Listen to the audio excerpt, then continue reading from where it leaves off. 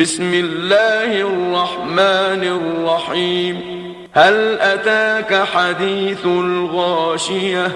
وجوه يومئذ خاشعة عاملة ناصبة تصلى نارا حامية تسقى من عين آنية ليس لهم طعام إلا من ضريع لا يسمن ولا يغني من جوع.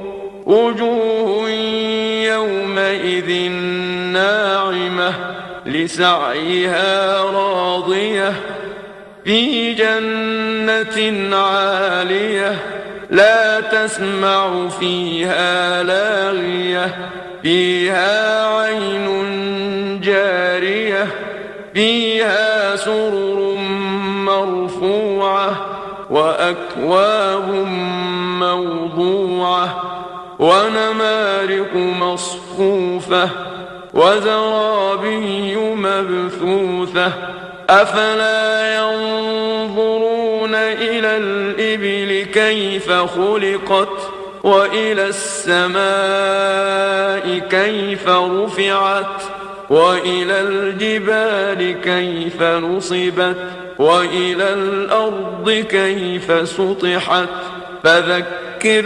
إنما أنت مذكر لست عليهم بمسيطر إلا من تولى وكفر فيعذبه الله العذاب الأكبر إن إلينا إيابهم ثم إن علينا حسابهم.